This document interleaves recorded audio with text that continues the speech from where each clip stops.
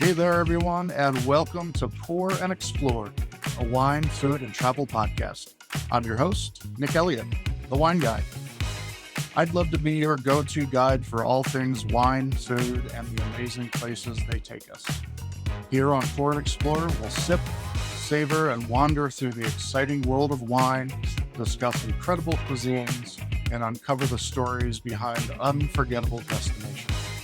Each week, I'll bring you lively conversations with wine experts, chefs, travel pros, and fellow enthusiasts.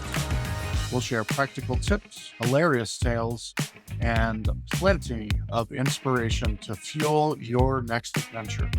So grab a glass, pull up a chair, and join me as we pour, explore, and celebrate the good life. Let's dive in. All right, everybody, welcome back to Pour and Explore. I am your host, Nick Elliott, former winemaker, chef, and a guy who loves to taste wine. And that is what we are going to talk about today.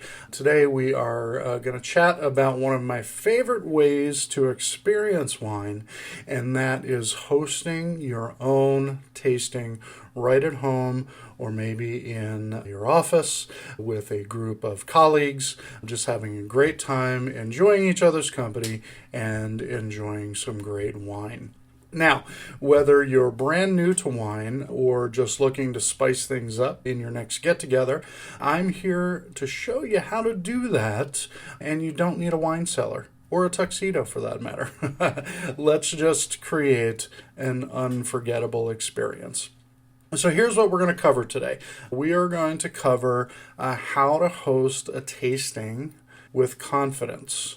We're going to make it easy, and we're going to make it low stress with the setup and the preparation. We are going to find some fun ways to keep guests engaged during the tasting, and how I can help you find the perfect bottles, whether you're shopping local or online. So grab a glass, and I will get into it right now. So here's the deal. Wine, to me, and I hope for you, is about connection. I don't typically, although my wife is traveling this week, and I have been sitting at home alone enjoying a glass of wine by myself, but that's not typically how it goes. It's usually she or I or some friends or a group, or I'm out doing a wine tasting or a wine tour with folks somewhere flitting around the world. But for me, wine is all about connection.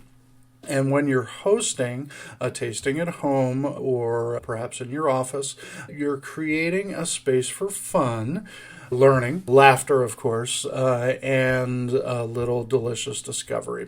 What are the benefits? Well, number one, you're in control.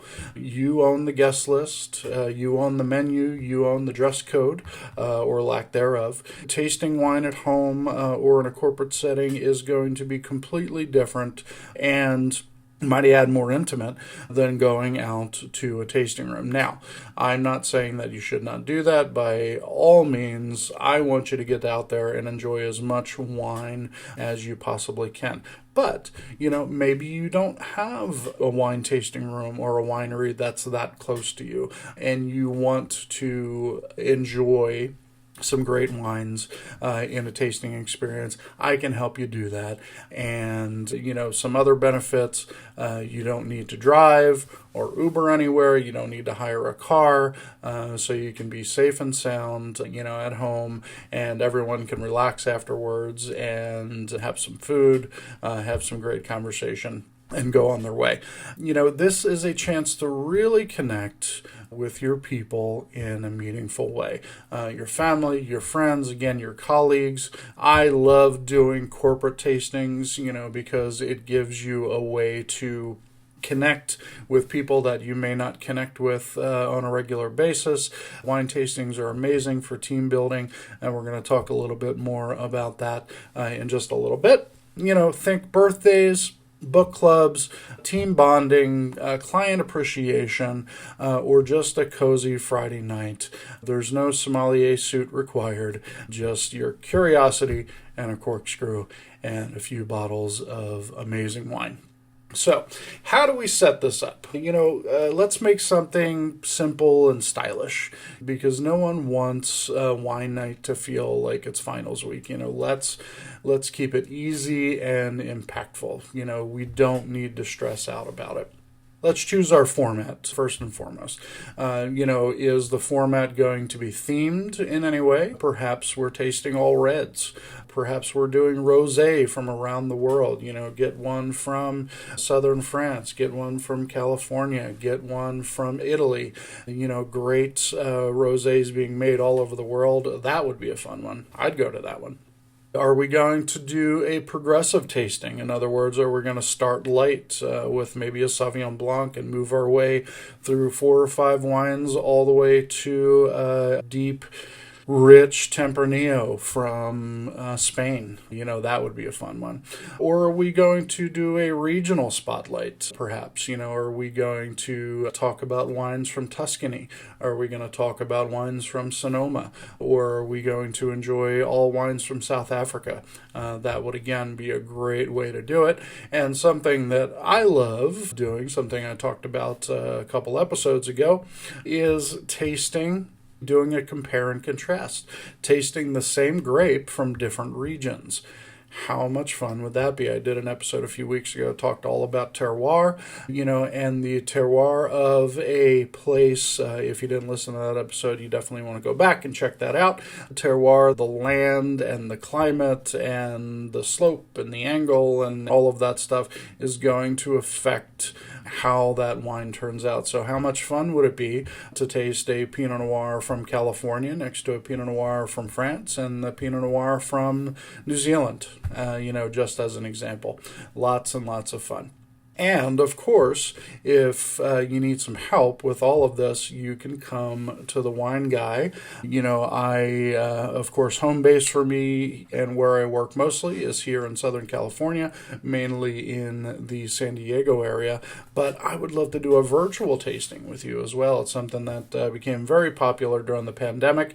Let's get online and I will do a fun and interactive tasting with you. Bring my expertise and we can have a lot of fun. I'll talk a little bit more about that at the end of the show. Whenever we're talking about enjoying wine, I definitely feel that it's very important to make sure that we have something to pair with that wine. And of course, it doesn't necessarily need to be a full-on meal. Let's make sure that we've got some cheese, some olives, some nuts, some fruits, some crostini, and have a palate cleanser available like water or just some plain crackers, like water crackers, for example, do great. If we want to kick it up a few notches, do some wow pairings, out there. Chocolate, comes to mind, having that available, and let's pair some chocolate with, perhaps some Pinot Noir. Let's do some blue cheese, have that available, and we can pair that along with maybe some port or some Cabernet Sauvignon. Goat cheese and Sauvignon Blanc, goat cheese and Pinot Grigio are amazing pairings. And in just a few weeks, I'm going to be doing an episode about cheese and wine pairings, so stay tuned for that. And, these are just some ideas to really, really take your tasting to the next level. And of course, we're going to set the mood. Candles, string lights, even just a clean kitchen table or dining room table. That would certainly be helpful too. Again, we don't need to be crazy here, but, let's enjoy our time and let's have a little ambiance, is what I'm saying. But of course, if you want to do it in your garage under the crazy lights, the ugly lights as they call them, that's fine too. Let's offer some tasting cards, or some pieces of paper, simple pieces of paper where folks can write down ideas and thoughts, ideas on the flavors and the aromas that they're enjoying there. And I can certainly help you out with that as well. I've got some pre-prepared stuff that makes tastings a whole lot of fun. Make sure we have glasses, of course, make sure that we've got the accoutrement to be able to enjoy. And another thing I would say, is maybe not everyone wants to enjoy every single sip of the wine and swallow it. So maybe have a couple of pour buckets or spit buckets handy as well. That would be a nice little touch.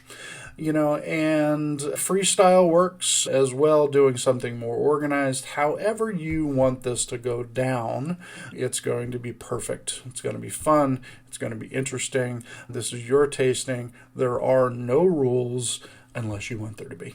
So let's have fun with it.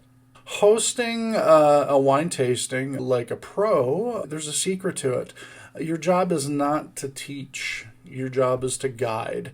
And, what I mean by that is, you can, again, put as much nerdiness into it as you'd like. Maybe your guests don't know as much about wine as you do. Or maybe you don't know anything about wine and just want to go out there and do it and have a good time.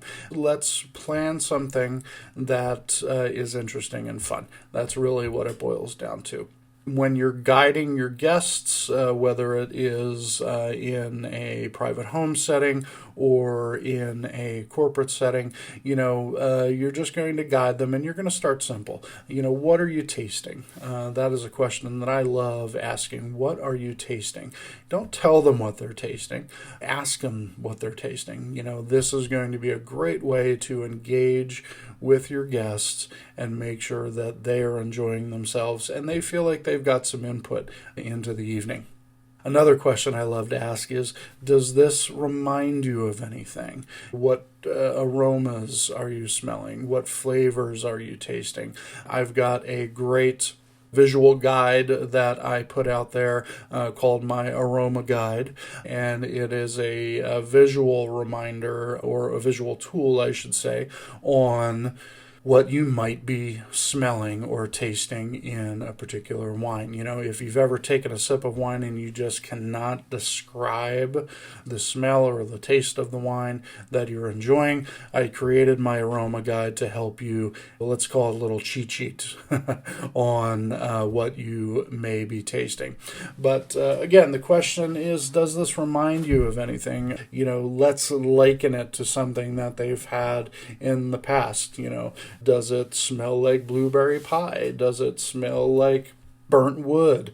Does it smell like mushrooms? What is it smelling like, and what is it tasting like, and what can we liken it to in things that we've tasted before? And of course, a hugely important question is, do you like it? Not everyone in the group is going to like every single wine. I can almost guarantee that. I've seen it time and time and again. Do you like it? No? All right, well, let's move on to something else. That's a very, very important thing. And let's talk about some fun facts. Let's talk about the grape. Is that grape French grape? Is it an Italian grape? Is it a grape that, finds its home somewhere else? Maybe like Mendoza, Argentina, using Malbec as an example. Of course, it is a French grape, but I would say that Mendoza has really adopted Malbec as their national grape. Down in Uruguay, the same thing can go for Tannat, another amazing grape that I love, love, love, the wines that are made from this grape. So let's talk about the grape, and let's learn about the grape. Where is it from? And, maybe there's some odd things about it. Sauvignon Blanc from New Zealand can sometimes smell like passion fruit, and sometimes it can smell like jalapeno. So these are some really, really fun things that we can enjoy while we're doing our tasting, and it encourages conversation. Debate during wine tastings is, absolutely a natural thing. It happens all the time. Debate is good, and there are no wrong answers in wine.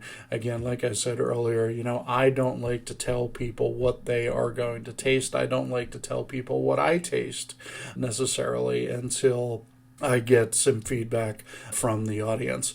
Strong opinions, second sips, whatever it takes to get out there and enjoy it and make it the most interactive. Some other tips for you, try a blind tasting and have the guests guess what they're drinking. That's definitely a fun one. I love doing that. It's really, really a good time. Let's let them vote, and have categories, most likely to succeed. No, the most surprising of the wines, or the most elegant of the wines, or the wine that's most likely to be chugged at a barbecue. These are some fun things that you can do to kick up the fun and kick up the interaction. How about a most poetic tasting note contest? You gave everyone a little piece of paper to write things down on. Let's vote on who has the most interesting tasting note, the most interesting narrative on what they've been enjoying. And trust me, the hilarity will ensue. It'll be a lot of fun. All of this is to say, if this sounds exciting, but it sounds overwhelming, I have got your back. Whether you're looking for help choosing wines, planning the flow of the evening, or adding a dash of Wine Guy flair, I've got flair, I can help you put it all together. So here's what I offer. I offer custom wine suggestions tailored to your theme, your occasion, and most importantly, your budget. I'm going to help you source wines, and whether that's through local shops or online retailers, I'm going to help you do that. I love buying direct from wineries, so that could also be a possibility.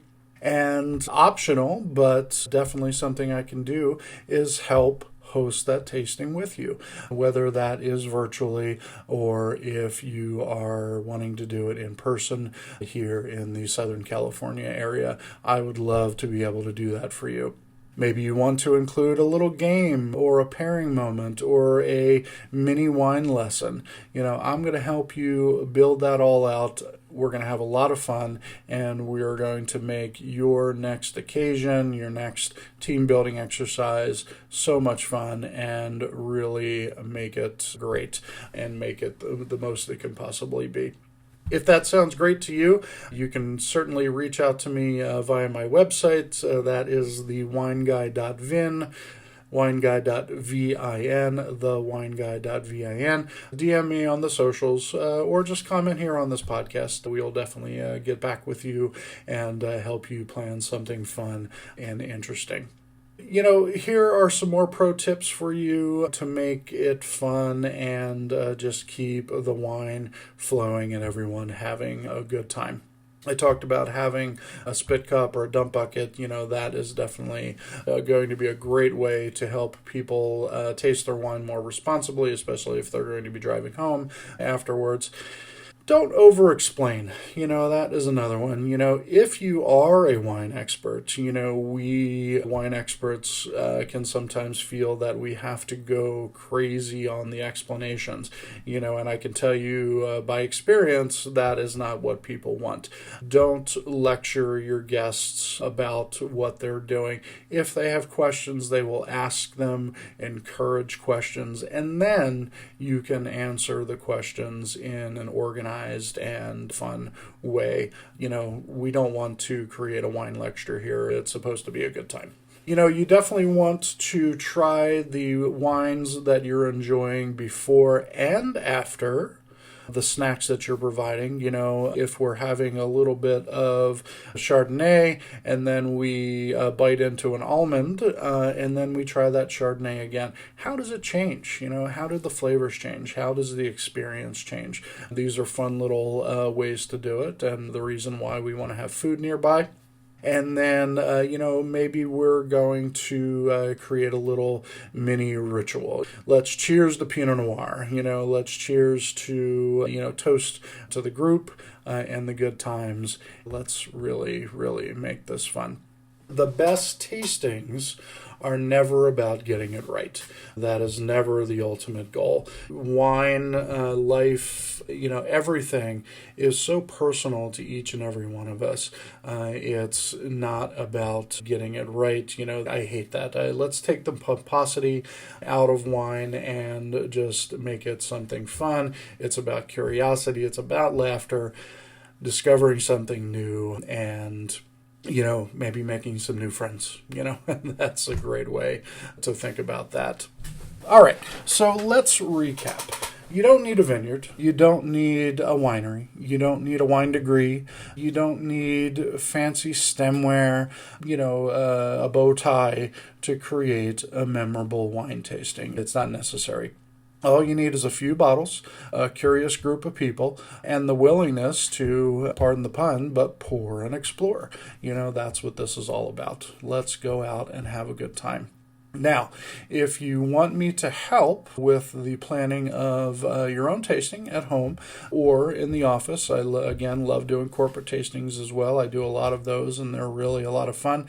Client appreciation again, team building, lots of fun ways to incorporate wine into the office. If you want help planning something, hit me up. Again, thewineguy.vin, V-I-N. Check me out on my socials. You're going to find those down the bottom here in the show notes. And, of course, while you're at it, while you're here, please like the episode if you enjoyed this one. Subscribe if you haven't done so already. And, just go hit me up on social media and tell me how much you enjoyed the show. It would really, really mean a lot to me. And I am very, very thankful for your comments, your likes, and your follows. Hey, and tag me in your tasting pics. If you're going to go out there and you're going to do it, send me some pics of the fun and everyone having a great time. I love seeing how you bring this experience that I'm talking about today to life. And of course, folks, friends, always cheers to you. Appreciate you being here, and keep wondering and wandering. Take care. Thank you so much for tuning into this episode of Pour and Explore. I'd love to hear your thoughts, your stories, and your questions, so you can drop me a line at cheers@thewineguy.vin. That's cheers@thewineguy.vin. Or let's connect on TikTok, Instagram, or Facebook. Grab those links on my website at thewineguy.vin. Until next time, let's keep wondering and wandering. Cheers, everyone.